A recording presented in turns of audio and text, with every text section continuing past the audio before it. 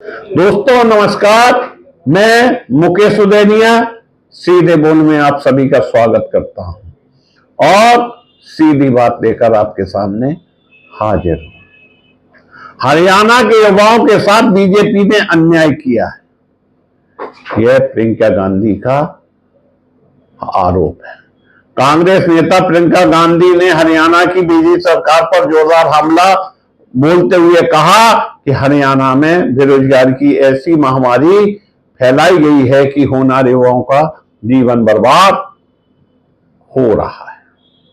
युवाओं से भविष्य की सारी उम्मीदें छीनकर उनके साथ घोर अन्याय किया गया। वहीं हम आपको बताते चले, हरियाणा विधानसभा चुनाव के लिए मतदान की तारीख जैसे जैसे नजदीक आ रही है, राजनीतिक दलों में जुबानी जंग उतनी तेज होती जा रही है। इसी कड़ी में कांग्रेस नेता प्रियंका गांधी ने मंगलवार को बीजेपी पर जोरदार हमला बोला और सत्ता पक्ष को घेरते हुए उन्होंने कहा कि हरियाणा में बीजेपी ने बेरोजगारी की ऐसी महामारी फैलाई है कि होनहार युवकों का जीवन बर्बाद हो रहा। हरियाणा में कुल 4.5 लाख सरकारी पद है, इसमें से 1,08,000 पद खाली है। बीजेपी ने हरियाणा के युवाओं से भविष्य की सारी उम्मीदें चीरकर उनके साथ घोर अन्याय किया। प्रियंका गांधी ने यह भी कहा कि कांग्रेस की सरकार बनते ही राज्य में 2 लाख पक्की भर्तियां की जाएंगी और राज्य से पलायन और परिवारों की बर्बादी रोकने के ठोस उपाय किए जाएं। उन्होंने यह भी कहा, हमारा संकल्प है कि आप युवाओं में व्याप्त निराशा को दूर करके हरियाणा को तरक्की के रास्ते पर ले जाने का काम करें। प्रियंका गांधी के साथ ही कांग्रेस सांसद राहुल गांधी भी हरियाणा के मुद्दों को लेकर बीजेपी को घेर रहे हैं।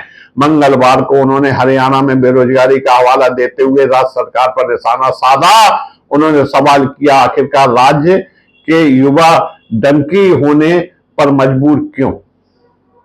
राहुल गांधी ने कहा कि हरियाणा में कांग्रेस सरकार बनते ही कैसी व्यवस्था बनाएंगे कि युवाओं के सपनों के लिए अपनों से दूर नहीं होना पड़ेगा। कांग्रेस सांसद ने कहा कि बीजेपी ने 10 साल हरियाणा में बिताए हैं, 10 साल उनकी सत्ता रही है, पूरे देश के युवाओं से रोजगार के अवसर छीन लिए हैं। इस पार्टी ने युवाओं के साथ घोर अन्याय किया है। टूटे भरोसे और हारे मन से मजबूर होकर युवाओं को यातनाओं की यात्रा करना पड़ रही है। आज परिस्थितियां यह है कि उनकी नीतियां भी खरबपतियों के लिए बनती हैं। हजारों लाखों करोड़ों रुपए खरबपतियों को देते हैं, लेकिन मोदी जी हमारे सरकारी बैंकों से उनको 16 लाख करोड़ रुपए कर्ज माफ करते हैं। आज देश का किसान कर्ज क्यों लेता है? आज देश का किसान कर्ज इसलिए लेता है कि उसके पास पैसे नहीं होते हैं। आज देश का किसान कर्ज इसलिए भी लेता है कि उसे अपनी बेटी के हाथ पीले करने होते हैं, शादी करनी होती है।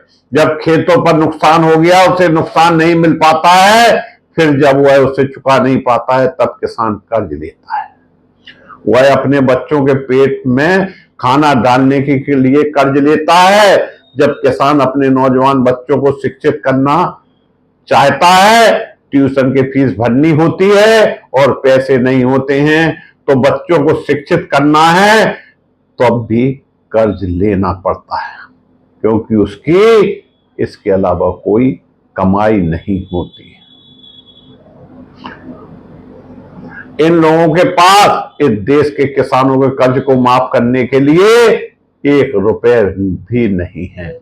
जब हम कर्ज माफी की बात करते हैं तो 16 लाख करोड़ रुपए करोड़पतियों का कैसे माफ किया, और अगर आपके लिए 1 रुपए नहीं है तो फिर खरबपतियों का कर्जा कैसे माफ किया?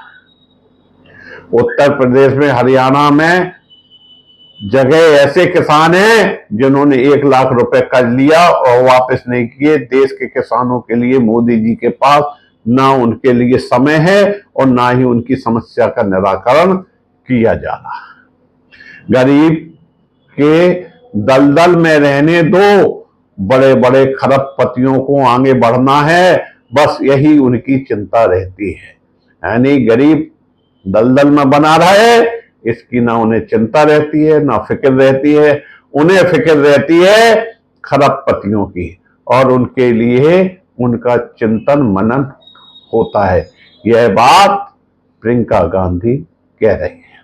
और आज यह परिस्थिति बना दी कि आम आदमी, मिडिल क्लास की महिलाएं आज सब परेशान है। आज गैस का सिलेंडर इतना महंगा हो गया, महिलाएं दुकान जाती हैं 5 चीज खरीदने के लिए, वह 3 चीज छोड़ आती हैं, क्योंकि उन्हें बच्चों की फीस भरनी पड़ती है, घर में मरम्मत करनी है, पानी आ रहा है छत से, उसको उनके लिए भी घबराहट होती है।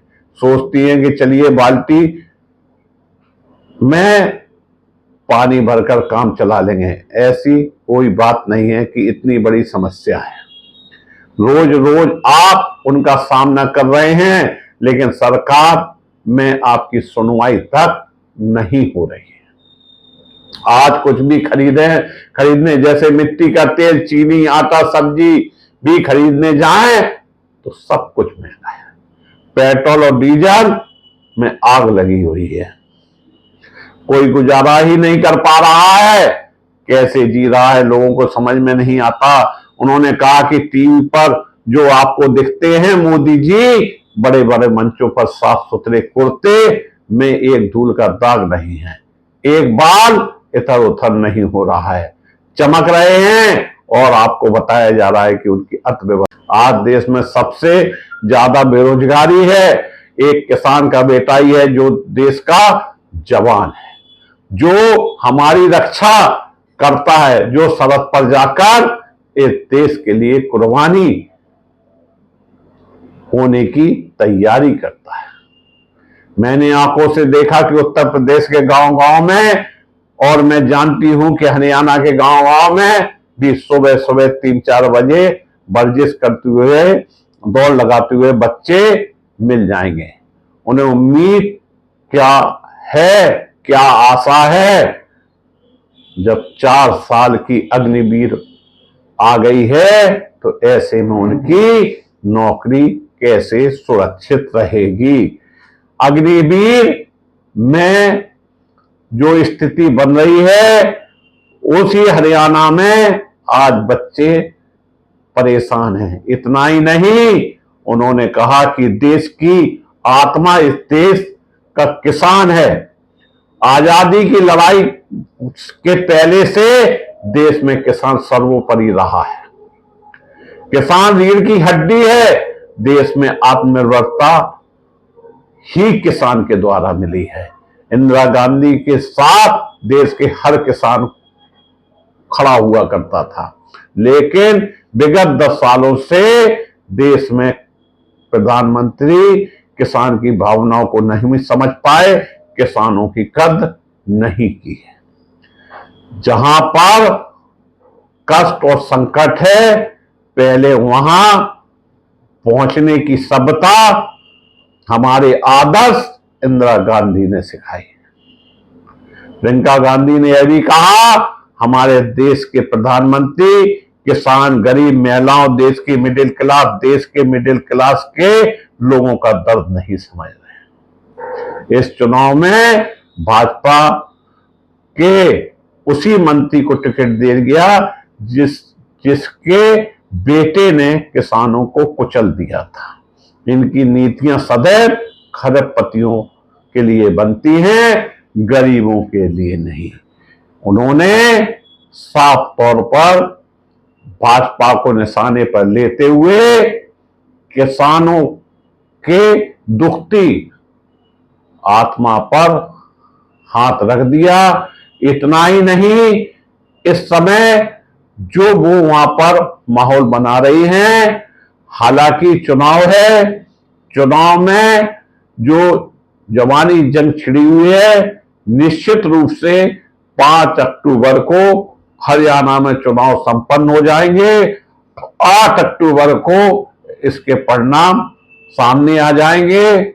यह तभी तय होगा कि वास्तविक रूप से वहां का मतदाता भाजपा या कांग्रेस किसको साथ देता है।